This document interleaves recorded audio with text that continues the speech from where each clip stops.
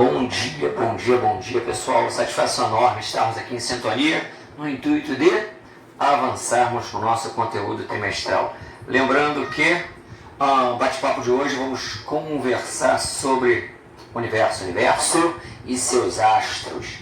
Título da aula de hoje, temática central, vamos falar sobre astronomia, ciência milenar de observação, análise e investigação dos astros, do cosmos, tudo que nos circunda e que de certa forma desperta desde sempre a nossa curiosidade. É o inusitado, aquilo que nós não conhecemos de forma plena, aquilo que de certa forma não há possibilidade de analisarmos na sua grandeza de forma prática.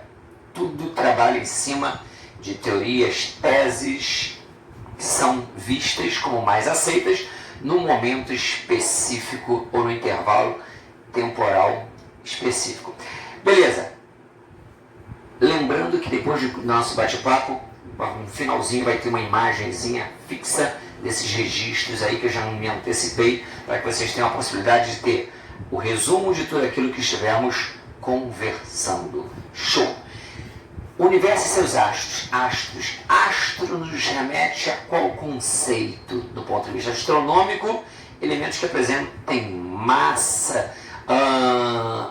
Se a gente para analisar sobre um prisma mais mundano, mais genérico, poderíamos chamar de...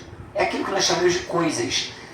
Uma coisa, tudo é uma coisa. Então, de certa forma, na astronomia, tudo seria visto na condição de ter uma delimitação, uma configuração e uma matéria propriamente dita, uma massa, ser visto como astro. Então, nós temos uma infinidade de astros no cosmos. A Lua, na condição de satélite natural da Terra, seria um astro? Sim. A Terra, na condição de um planeta do Sistema Solar, seria concebida como um astro? Sim.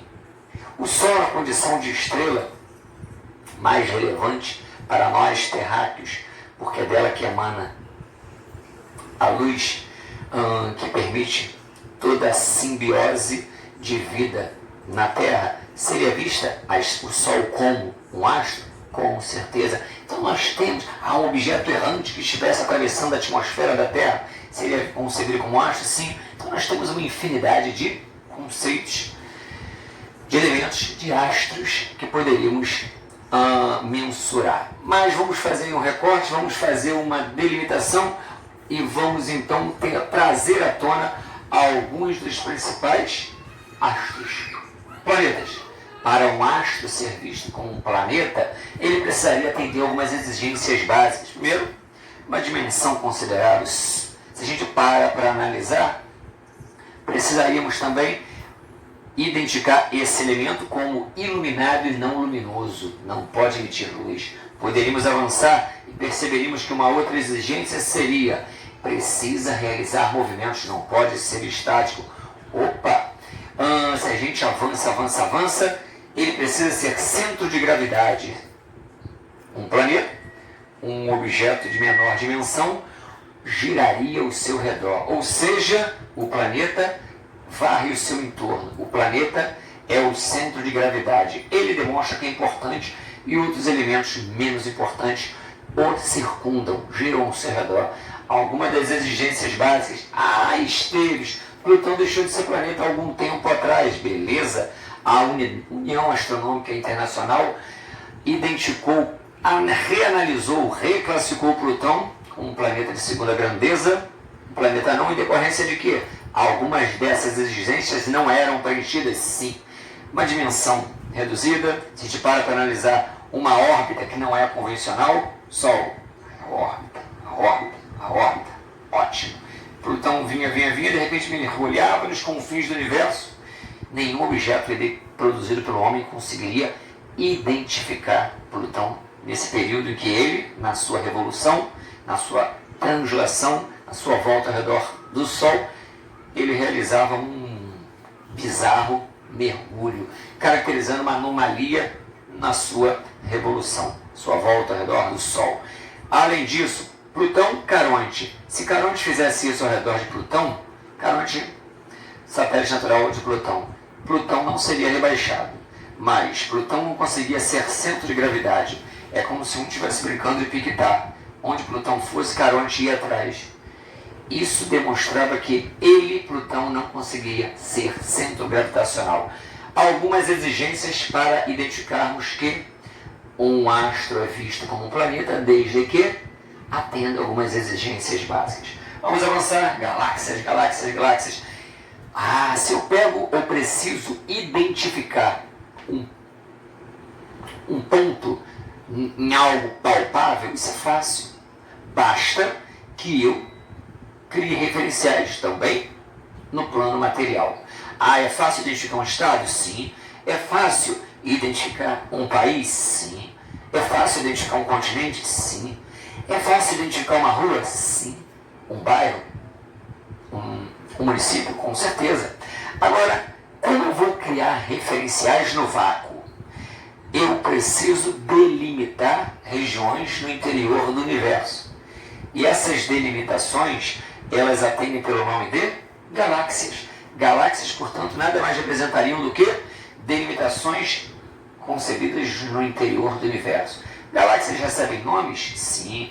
São denominadas, são intituladas comumente pelas estrelas de maior grandeza, as estrelas de maior brilho, as estrelas de maior magnitude.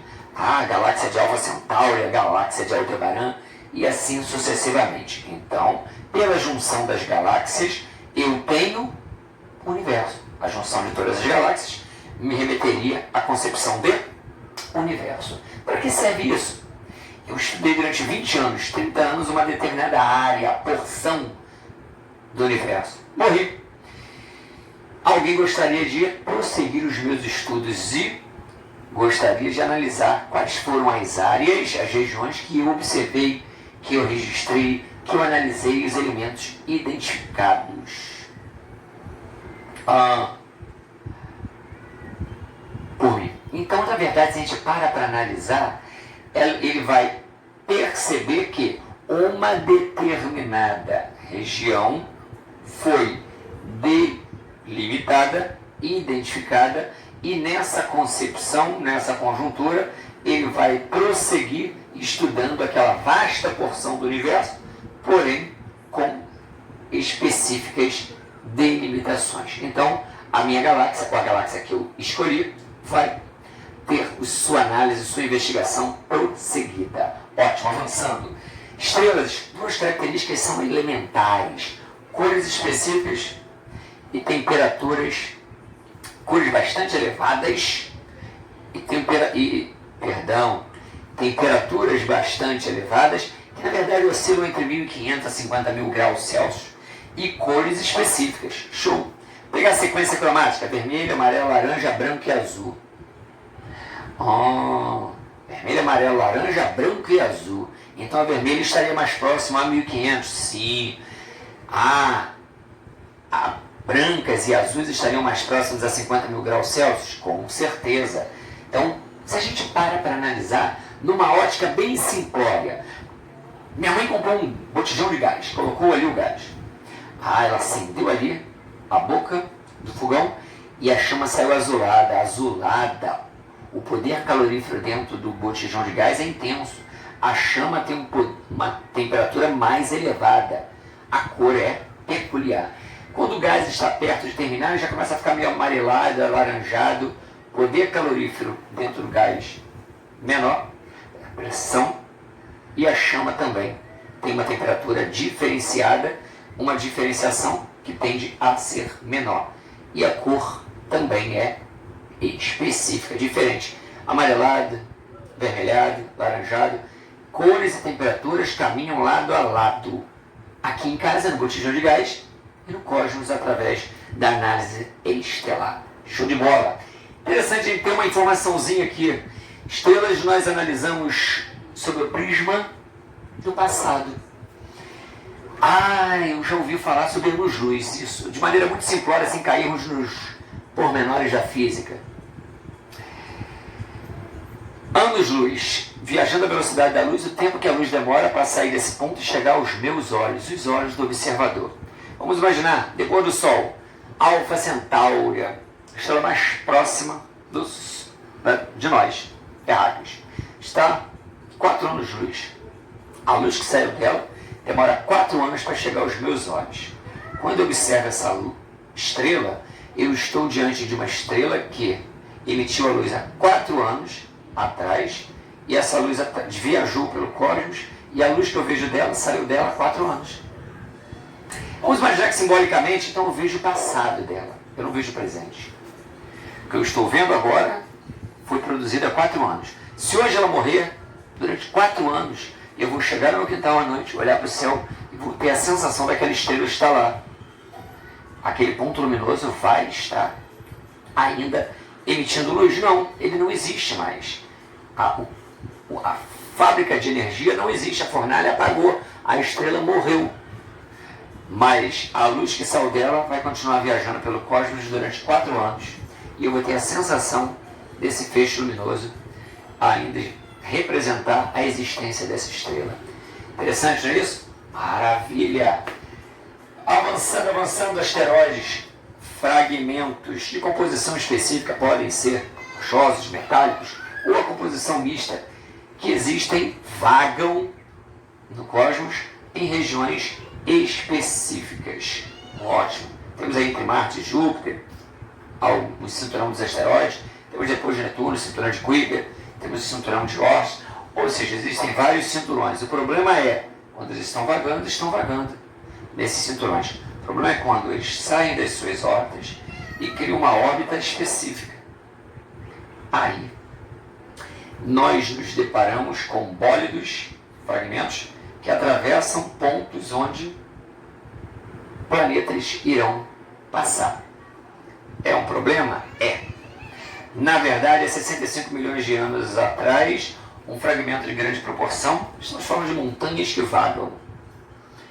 Ele se aproximou da Terra, estava em rota de colisão, e isso fez com que, mas a atmosfera da Terra tem capacidade de interceptar, desagregar, fazer com que esse elemento pegue fogo, se torne incandescente e reduza a sua dimensão. É verdade? Com certeza. Isso serve para tudo? Sim e não.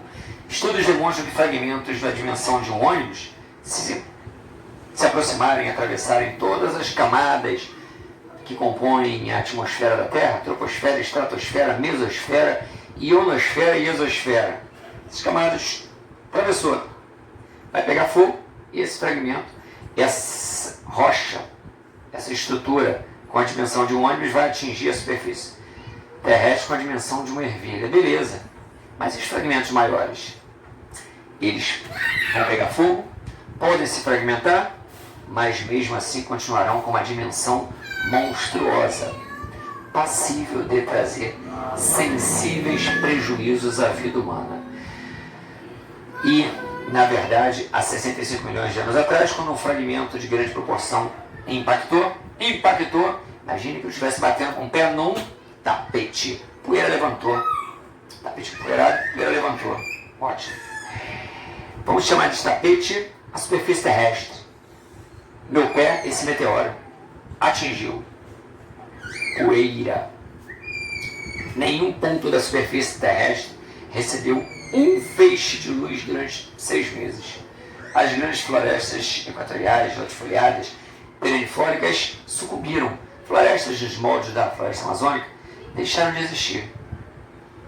Os grandes répteis de grande porte, apesar da literatura vender imagem diferenciada, mas em sua grande maioria, os répteis de grande porte, eles eram herbívoros. Sucumbiram numa cadeia alimentar, os carnívoros não tinham os herbívoros para se alimentar, 2/3 da vida na Terra deixaram de existir. Sem entrar no mérito de vulcões em larga escala que entraram em erupção, grande quantidade de enxofre na atmosfera, enfim, um caos. Aconteceu há 65 milhões de anos atrás. Pode acontecer de novo? Com certeza. Não existe mapeamento superior a... As estimativas elas variam. 5 a 10% dos asteroides que passam pela órbita da Terra tem o seu mapeamento traçado. 5 a 10%. Então, isso aí tranquilo. A gente pode saber quando eles vão passar. Se passarem no mesmo momento em que a Terra passaria por esse ponto, seriam interceptados. E para os 95% ou 90% restantes, é sorte. Então, vamos avançar.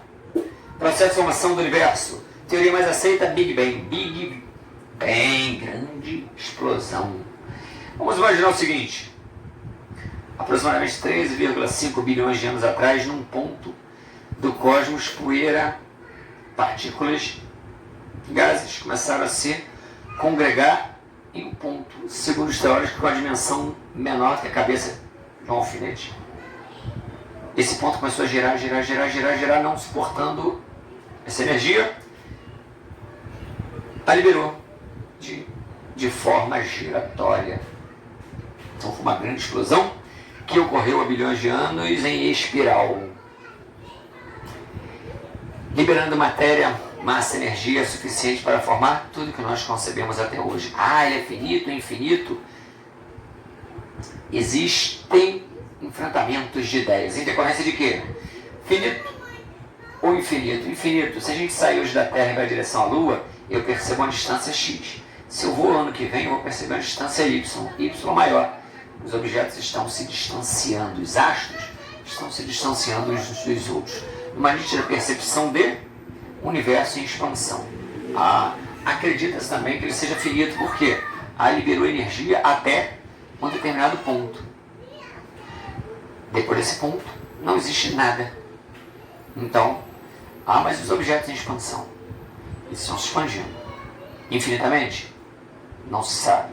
Se o universo finito, expansão até determinado ponto. Depois eles voltariam a se aproximar. Enfim, teses, teorias que nos remetem a novos questionamentos. Mas, imaginem o seguinte, eu coloco uma gigantesca bola, bexiga de aniversário, perto desse ambiente onde eu estou. Enchi, mas coloquei também fragmentos de papel, caderninhos que vocês arrancam a folha, fragmentos de borracha. Peguei um monte de borrachinha e cortei. Bolas de metal. Continuei cheia. Muito cheia. Fechei, rodei, pendurei. Solto. Quando eu solto, vai estouro. E estouro, ela estava girando. Vamos imaginar o seguinte, aquilo que tem muita densidade vai cair próximo. Esse ponto da explosão. Densidade intermediária, um pouquinho mais distante. Menos denso, mais distante. Assim teria sido distribuída a matéria e a energia no cosmos. Elementos com maior densidade, determinado ponto, densidade intermediária no outro, densidade menor, a dispersão ainda maior. Enfim, estamos falando da grande explosão que teria dado origem a tudo que nós concebemos nos dias de hoje.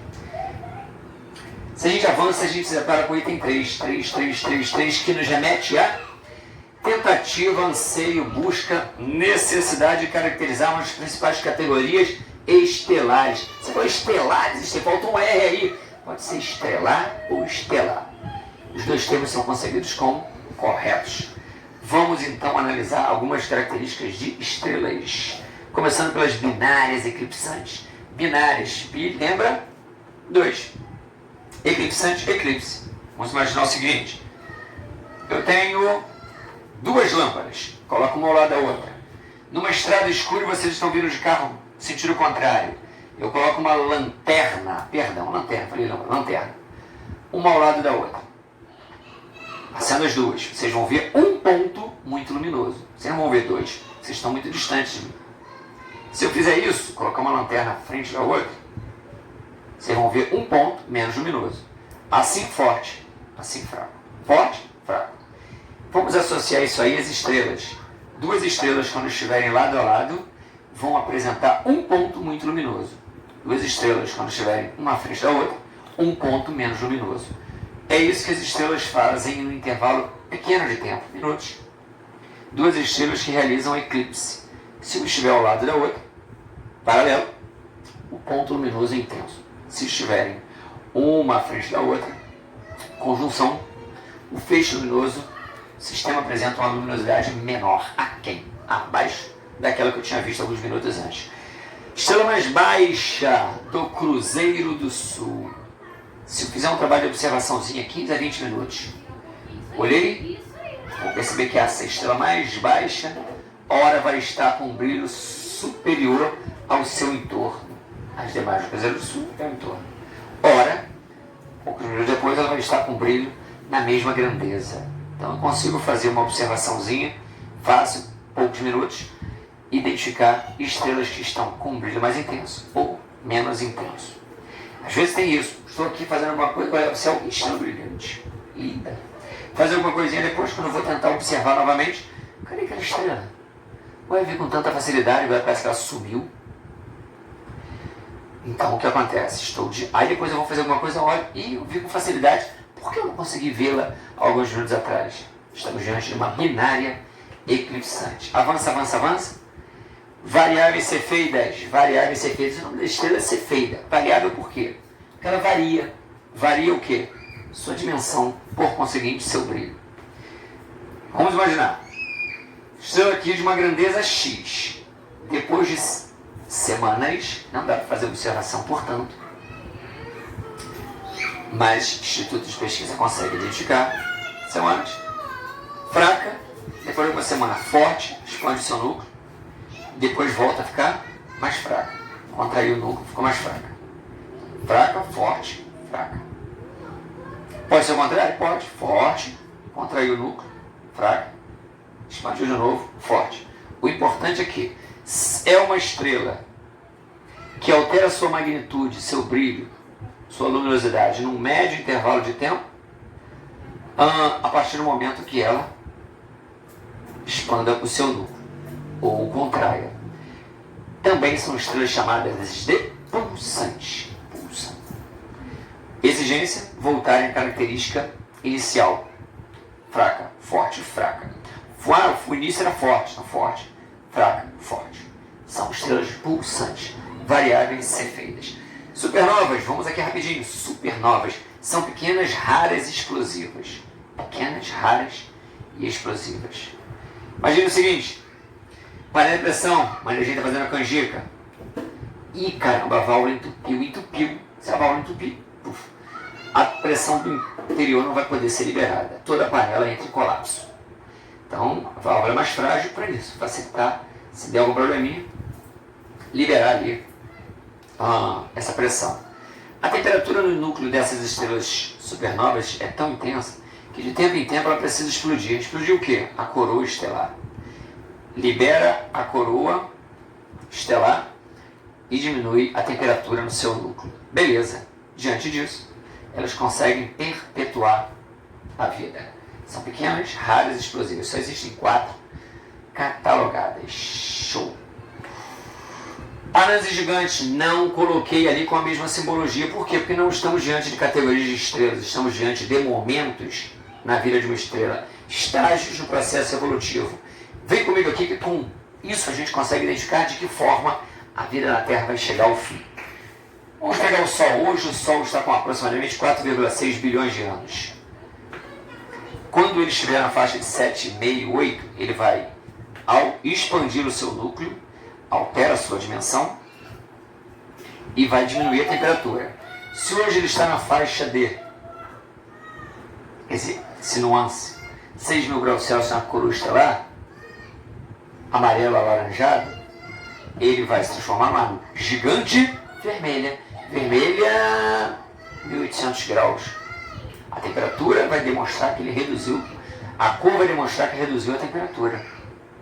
Então, amarelo, alaranjado, temperatura média. Vermelho, temperatura menor, mas o menor, bastante quente. Então, gigante vermelha. Mercúrio, Vênus, Terra, Marte, tudo isso vai ser incinerado. Não se sabe ainda se com essa expansão ele vai atingir Júpiter. Beleza. Vai chegar perto do final da vida, quando estiver mais ou menos com 9,5 bilhões de anos, vai contrair o seu núcleo, vai se transformar numa anã branca. Anã, menor. Branca. Branca representa que já está bem perto do ápice, a temperatura mais elevada, passível de ser identificada. Beleza, então vai elevar a sua temperatura. Eleva a sua temperatura, chegando em 40.000 graus Celsius. Está chegando perto da morte. está percebendo que vai morrer. Então ele eleva, contrai o núcleo e eleva a temperatura. É como se dissesse, você tem 3 vezes de vida, você tem muito dinheiro, então eu vou gastar. Vou acelerar a queima, acelerar essa queima, gastar o que eu tenho de maneira rápida e automaticamente queimar o que eu tenho. Então ele contrai o núcleo, eleva a temperatura. Morreu. Com a morte ele pode dar origem a uma estrela de diamante ou um buraco negro. Estrela. Gente, seguinte, então é isso. Na verdade, anãs e gigantes, estamos falando sobre processos evolutivos estelares. Como o Sol vai apresentar seu comportamento em períodos, em momentos, em recortes temporais específicos. Altera a dimensão, altera a temperatura e isso, claro, vai trazer desdobramentos específicos. Só a título de curiosidade, cabe ressaltar que estudos demonstram que, normalmente, estrelas fracas a médias, quando tem temperaturas abaixo de 20 mil graus Celsius, ou até 20 mil graus Celsius, com sua morte elas se transformam em estrelas de diamante. Aí entra a questão diamante mesmo. Isso, diamante mesmo. Carbono na sua forma pura, carbono na sua forma concentrada. E estrelas que tenham temperaturas superiores a 20 mil graus Celsius, normalmente diante da sua morte, seu colapso, elas vão apresentar ou vão se transformar em buracos negros. Buraco negro, caverna dragão, passar de um universo para outro, universo paralelo. Nada disso é comprovado do ponto de vista científico, mas do ponto de vista científico tem-se a ciência que, tem-se a percepção que, tem-se a certeza que estamos falando de uma estrutura com um campo gravitacional colossal. Nada escapa ao feixe gravitacional de um buraco negro. Existem imagens, um feixe de luz projetado numa direção, altera o seu sentido, é absorvido pelo olho do buraco negro e não é observado abaixo. Até a luz ela é desmagnetizada. Nada escapa ao seu feixe gravitacional. Beleza. Gente, em linhas gerais, conseguimos bater um papo sobre elementos peculiares que norteiam esse conceito, essa temática astronômica. Vamos ficando por aqui. Atividades surgirão que vão nos permitir prosseguirmos, nos aprofundarmos, entendermos um pouco mais sobre o assunto contemplado nessa manhã. Beleza? Forte abraço, fico por aqui. Oração em todos e a gente já vai estar em sintonia de forma presencial. Se Deus quiser. Tchau, tchau, tchau, tchau. Até mais.